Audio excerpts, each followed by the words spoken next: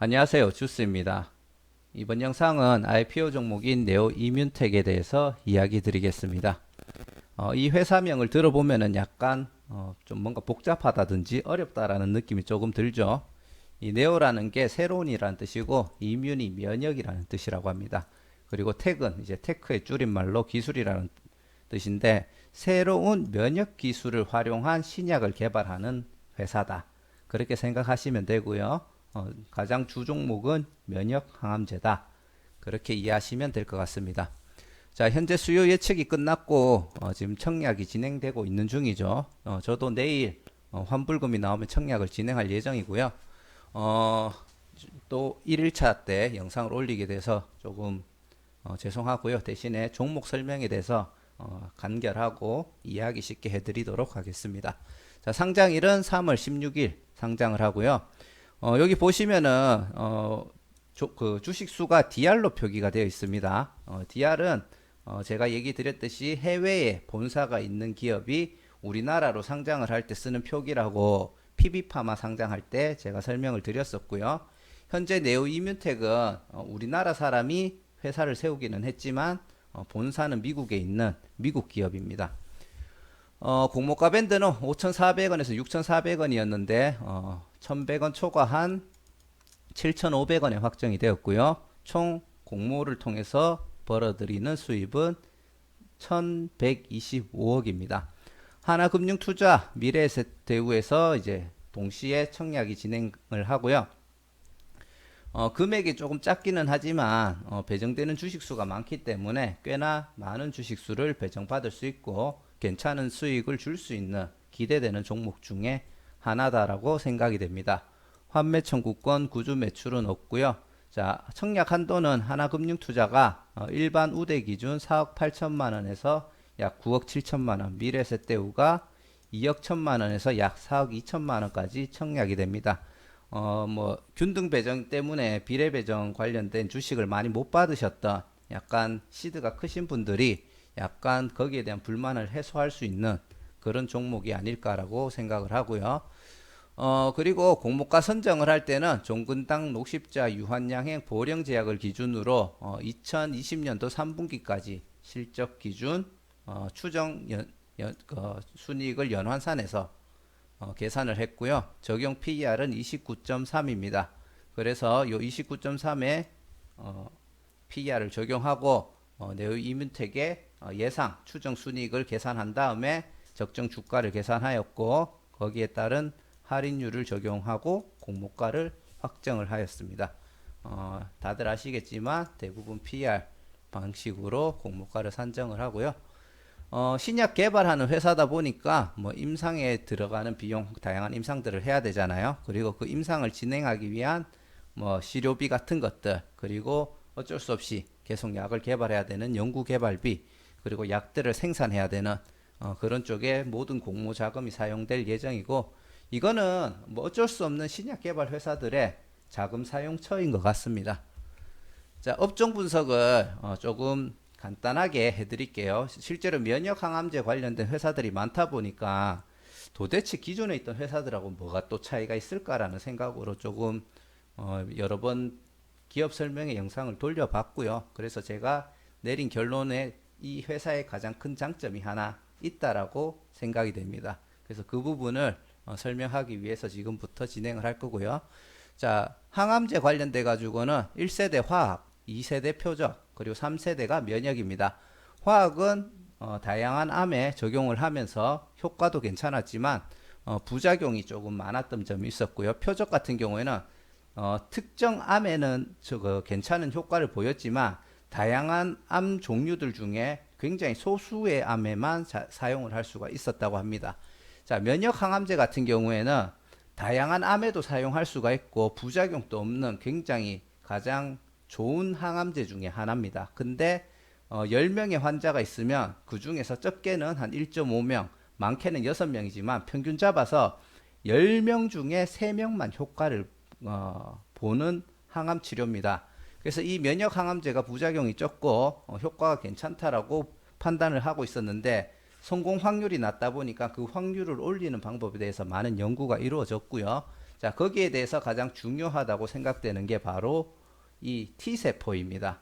지금 3세대 면역 항암 시장이 이제 열리고 있다라고 보면 되는데, 이 시장이 열린 지 얼마 되지 않았음에도 불구하고 이 면역 항암제 시장은 놀라운 성장률을 보여주고 있고, 현재 전 세계 탑10 치료제 탑10의 순위를 보시면은 2위와 4위가 면역 항암제와 관련된 약품이라고 합니다. 그리고 향후 요 1위에 있는 기업들은 점점 매출이 감소하는 반면, 요 두 번째, 네 번째 있는 이런 약품들이 1, 2위로 올라설 가능성이 매우 높거든요. 그래서 이런 면역 항암제 시장이 앞으로 비전이 밝다, 그렇게 이해를 하시면 될 것 같고, 다시 본론으로 들어가서 이 T세포 같은 경우가 이제 항암을 억제하는 효과가 있는 뭐 병사라고 보시면 됩니다. 근데 이 T세포가 많은 사람들은 이렇게 면역 항암제를 투입했을 때 이 T세포가 예를 들어 힘을 받아가지고 이 많은 암세포들을 죽일 수 있는 반면에, 이 T세포가 적은 사람들은 면역 항암제를 투입을 하더라도 결국 힘을 쓸 만한 병사가 적어서 암을 다 죽이지를 못하더라. 현재 연구 개발이 그렇게 되는 상태고요. 자, 그러면은 이 T세포는 사람 몸에 어떤 사람은 왜 많고 어떤 사람은 적을까? 거기에 대해서 알아보니까 이 T세포는 이제 나이가 들면서 줄어듭니다. 이 T세포를 형성하는 게 흉선이라는 거에서 생산을 하는데, 20살 때 이 기능이 멈춥니다. 그러면 20살 이후에는 그 전에 만들어진 T세포, 이런 T세포 같은 것들을 이제 가지고 있는 걸 소모를 하면서 살아가는 거죠. 그러다 보면은 나중에 노화가 되고 이 T세포가 적어지게 되면은 이제 고령이신 분들이 암에 걸릴 확률이 높고, 또 이 T세포가 우리 코로나 아시잖아요. 이런 바이러스에 대한 면역력에도 영향을 주거든요.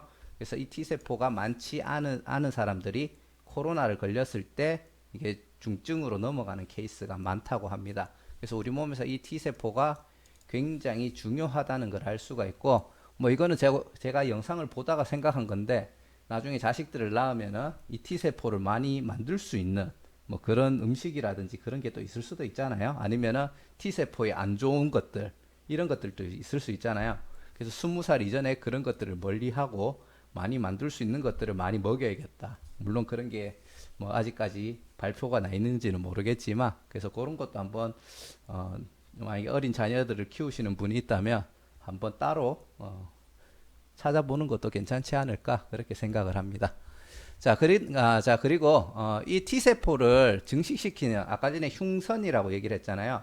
그럼 흉선에 어떤 물질이 이 T세포를 증식시킬까에 대해서 이제 연구를 했는데, 흉선에서 인터루킨 7이라는 이 물질이 T세포를 증식을 시킨다는 것을 발견을 했습니다. 그래서 전 세계 그 환자들한테 이 인터루킨 7을 투입을 하니까 T세포가 증식이 가능하다. 임의로 이제 이 인터루킨이라는 7을 물질을 넣어서 T세포 증식이 가능하다는 것까지 검증을 했어요. 하지만 이게 상용화가 되지 못했던 게 뭐냐 하면은, 전 세계의 환자분만큼 생산하기가 힘든 거라고 합니다. 이게 쉽게 말해서 단백질 세포라고 보시면 되는데, 연구용으로 소량은 생산이 가능하지만 전 세계 환자들이 사용할 만큼 생산이 안 되고, 그 이유가 뭐냐 하면은 단백질 구조가 불안정해서 제조 과정에서 일단 세포가 많이 되고요. 어떻게 해가지고 그 세포를 완성을 해가 환자 몸에 투입을 했는데, 이게 이 세포수가 100개라면 이 50이 되는 절반이 줄어드는 기간을 반감기라고 합니다. 이 반감기가 굉장히 짧더라는 거예요. 그래서 이 반이 줄어드는 기간을 늘리면은 그 T세포가 사람 몸에서 활동하는 시간이 길어질 거고, 그러면 그 효과가 지속되는 시간이 많아지는 거잖아요.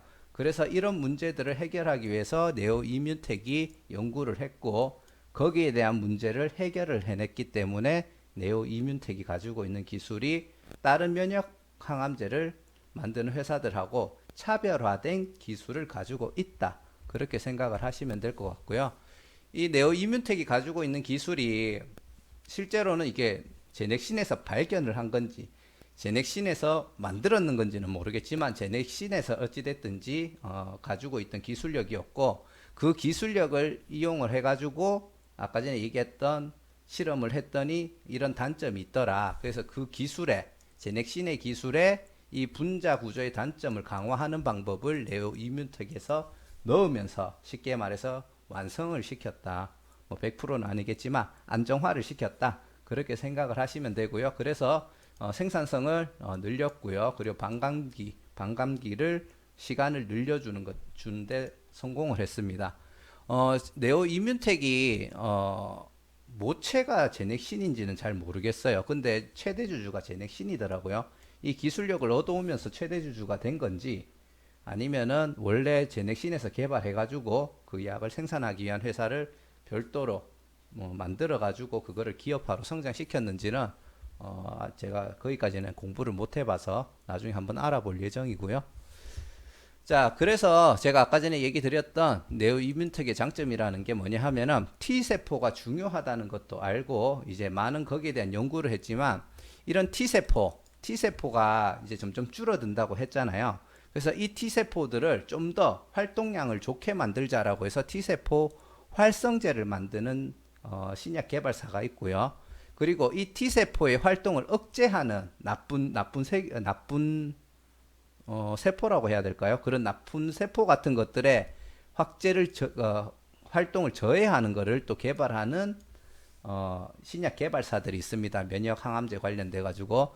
근데 이쪽은 경쟁사들이 서로 막 여러 개가 있어요.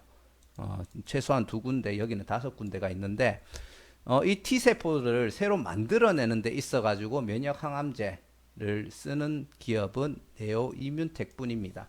그렇기 때문에 네오 이뮨텍이 면역 항암제 시장에서 제가 아까 얘기 드렸죠. 여러 개 기업들 중에 약간은 앞서 나갈 수 있는 기술력을 가지고 있는 기업이 아닌가 그렇게 추측을 하고 있습니다. 자, 현재 네오 이뮨텍 재무 정보를 보시면은 매출이 전혀 없는 상태에서 지속적인 연구 개발로 적자만 키워지고 있는 상태고요. 주주 구성을 보시면은 다 필요 없고 일단 상장일 날 유통 물량이 굉장히 적습니다. 그리고 최대 주주는 제넥신 외 1명이라고 약 26.8%인데 이 부분은 굉장히 긍정적인 부분이라고 생각하는 거고요. 왜냐하면은 제넥신이 보유하고 있기 때문에 이 유통 물량은 크게 3년이 지나더라도 나오지 않을 거라고 판단을 하는데 주주 구성 중에 정말 큰 단점이 이겁니다.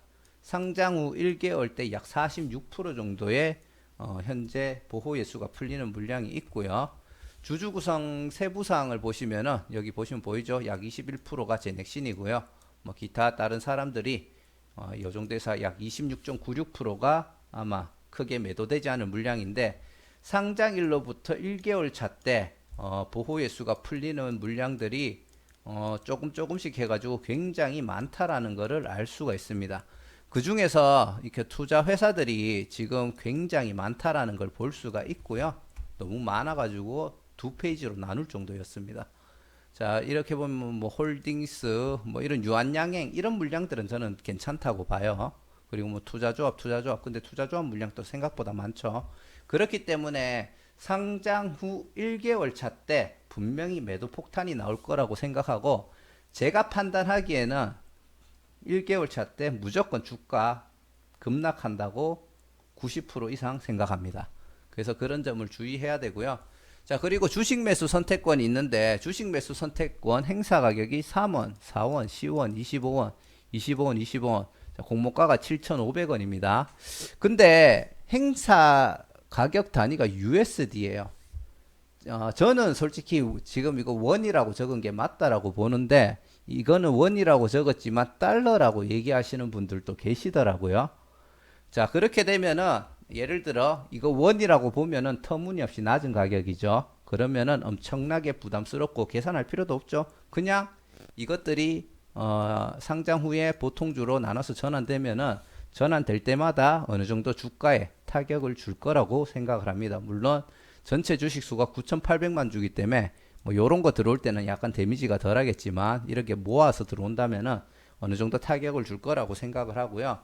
자, 달러라고 계산을 한다면은 공모가가 7,500원인데 행사 가격이 3,400원에서 27,500원입니다. 주식 매수 선택권이라는 게 상징적으로는 그래요. 내가 니한테 이 가격에 살 수 있는 자격을 줄 테니까 이만큼 키워서 회사가 이만큼 성장하면은 그때 기준으로 싼 요 가격의 주식을 사라. 이 권리를 준다라고 이제 이야기를 하는데 의도는 맞지만 저는 이게 그냥 원임 어떻게 보면 맞다라고 생각을 해요. 7,500원짜리를 네가 키워서 5만원짜리, 6만원짜리 만들면은 그때 가서 27,500원에 주식을 사라. 현재 7,500원인데 키울 자신 있으면 차라리 지금 내 돈 주고 7,500원일 때 사는 게 낫지 않습니까? 예. 이게 처음 시작하는 기업들에게는 이런 취지의 주식 매수 선택권이 맞다라고 보지만 이거는 저는 약간은 조금 아니라고 생각을 하고요. 이게 외국에서 우리나라 쪽으로 전환이 되면서 이런 단위가 많이 나오는 것 같아요. PB파마도 그랬었거든요. 그래서 이런 부분은 한 번 더 정확하게 공부를 해볼 필요성이 있지 않나 싶고 그냥 제가 부족한 지식 기준으로 봤을 때 일단 저는 이 주식 매수 선택권이 이게 정말 원이든 아니면 달러든 부담스러운 것으로 판단을 하고 지금 이 종목을 바라보고 있습니다. 자, 지금 요 밑에 거 또 수정 안 했네. 장외가는 자, 요것도 그냥 안 보시면 돼요. 별로 의미가 없어가지고. 자, 네오이뮨텍 같은 경우에는 외국에서 넘어오는 거다 보니까 실제로 장외 거래가 되고 있는 공식적인 물량들은 없습니다. 공모로 통해서 주식 배정받는 게 그 물량이고, 하지만 외국에 있는 그 주식이라도 다른 경로로 주식을 취득할 수가 있거든요. 다른 경로로 취득했는 그 주식 같은 경우에는 장외에서도 거래가 된다라고 합니다. 저는 그 방법에 대해서 모르겠지만 프레스티지 바이오파마 관련된 영상을 올렸을 때 그 밑에 댓글 달아주신 분이 자기가 그 전부터 프레스티지 바이오파마 주식을 가지고 있었고 아는 지인 통해서 그거를 매수하고 싶다라는 고객이 있어가지고 실제로 팔았다라고까지 저한테 얘기를 했었거든요. 근데 그분이 정말 괜찮은 가격에 파셨던 것 같아요. 그래서 그냥 표면상으로는 장외 거래가 아직 국내 주식이 배포되지가 않았는데 장외에서 거래를 못하는 것처럼 이래 판단할 수가 있지만 실제로는 거래되고 있는 물량들이 있다. 그렇게만 이해를 하시면 되고요. 공모가 7,500원 기준으로 시가총액이 7,386억이고요. 자, 유통 물량은 약 2,570만 정도. 그냥 요거 땡땡땡으로 처리할게요. 70만 주 정도 되고 전체 물량의 26.10%입니다. 상장일 날 유통 가능한 물량의 총 금액은 1,927억이지만 수요 예측을 보시면은 의무 보유 확약 물량을 신청했는 비율이 24.67%입니다. 그래서 아까 그 26%보다 훨씬 밑도는 수준에서 상장일 날 유통 가능한 물량이 형성될 것 같고요. 실제로 24% 정도면은 제가 봤을 때 이거 60% 이상까지도 기관들 의무 보유 확약 물량이 묶일 거라고 판단이 됩니다. 기관 경쟁률이 1374대 1인데 만약에 상장일 날 유통 가능한 물량이 의무 보유 확약 물량이 60%를 넘어선다. 그러면 시가총액이 7천억대로 굉장히 크지만 어느 정도는 좋은 움직임을 보여줄 수 있는 그런 종목이라고 판단을 합니다. 자, 그래서 이 네오이뮨텍에 대해서 청약 유무 및 향후 전략에 대해서 개인적인 내피셜을 살짝 이야기 드리자면 최근에 면역 항암제 관련해 가지고 이런 T세포가 굉장히 많이 부각이 되고 기업 설명회 영상에서도 많이 언급이 된다라는 거는 최근에 굉장히 핫한 분야라는 거는 사실입니다. 그래서 처음에 이런 종목들을 봤을 때 정말 가슴이 설렜었어요. 와, 이것만 된다면 아미 종목 되겠다 이런 느낌이 받을 정도로 가슴이 설렜었는데 너무 자주 듣다 보니까 조금 덤덤해진 게 사실입니다. 그래서 관련 종목된 그 종목들이 상장이 많았었기 때문에 약간 임팩트가 조금 약해진 것은 맞지만 확실히 차세대 면역 항암제 관련하여 매우 큰 테마의 종목인 건 사실입니다. 여기서 말하는 거는 10배, 심지어 100배까지도 갈 수 있는 기업들이라고 생각을 하고요. 기관 경쟁률 및 의무 보유 확약 물량도 굉장히 훌륭하고 개인 경쟁률도 저는 높게 나올 거라고 판단을 합니다. 딱 하나 문제가 있다면 시가총액이 너무 높다라는 거지만 다른 조건들을 다 생각을 했을 때는 충분히 수익을 줄 수 있는 종목이라고 생각을 합니다. 면역 항암제 관련돼서 이거는 이제 향후에 매매 전략에 대해서 다양한 관점에서 생각을 해봤고요. 생각을 해봤을 때 면역 항암제 관련된 바이오 기업이 굉장히 많이 나오고는 있지만 그 가운데 살아남는 기업은 분명히 100배 이상 또 성장할 수 있는 기업이 있을 거라고 생각이 되고요. 현재 상장 공모가 기준 상장했을 때 7,300원이 500원이죠. 이거를 시총을 곱했을 때 약 7,300억 정도가 됐습니다. 그래서 이게 100배가 된다 하면은 74조짜리가 된다라는 건데 또 요렇게 보니까 74조까지야 가겠나 이런 생각을 드는데 근데 갈 수도 있다라고 저는 생각을 합니다. 갈 수도 있다라고 생각을 하고요. 그 중에서 살아남는 기업을 찾는 것이 매우 중요하다고 생각을 하고 T세포 증폭제를 만드는 쪽에서는 유일한 기업이기 때문에 네오 이뮨텍도 100배 성장할 수 있는 기업들 중에 후보군으로 확정은 아니지만 후보군으로 한 군데는 될 수 있지 않을까 그렇게 생각을 하고 조금 지켜볼 필요가 있고요. 하지만 면역 항암제 관련된 기업들이 다양하게 있으니까 전체적으로 한번 찾아서 검토해 보는 것도 중요하다고 생각을 합니다. 그래서 회사를 찾아보고 어느 정도 깊이 있게 공부를 한 다음에 투자 결정을 해도 늦지 않을 거라고 생각을 하고요. 자, 이거는 그냥 옛날에 들었던 말이 생각나가지고 한번 생각을 해봤는데 예를 들어 3개 기업을 내가 괜찮은 기업을 뽑았습니다. 근데 그 중에서 한 개는 망하고, 2개는 망하고, 한 개가 10배 기업만 대줘도 수익이잖아요. 중장기적으로 투자를 했을 때. 만약에 면역 항암제가 정말 100배가 아니라 10배는 갈 수 있는 기업들이 나온다라고 생각을 기업들이 몇 개는 나올 거라고 생각을 하고, 면역 항암제 중에 강세를 보이는 10개 기업들을 찾아가 동일한 금액을 투자를 한다면 10개 중에 9개가 망하고 한 개만 10배를 가도 이거 투자비 본전은 되겠구나. 그리고 그것을 초과한다면 10배가 가는 기업이 한 개가 아니라 2개가 된다면 혹은 9개가 망하고 한 개가 20배만 간다면 그거는 수익이 되겠구나.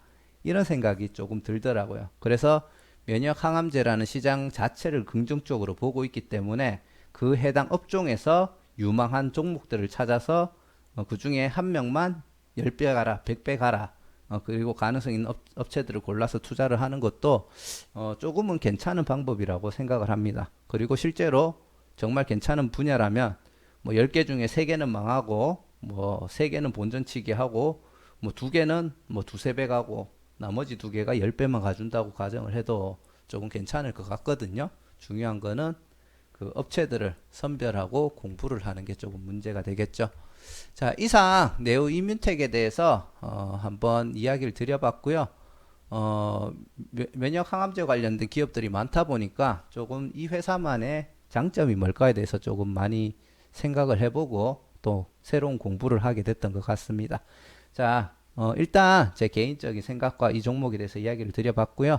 이 영상을 통해서 조금이라도 투자 판단을 하시는데 도움이 되시고 꼭 수익을 보시는데 조금이라도 1%라도 도움이 되었으면 좋겠습니다.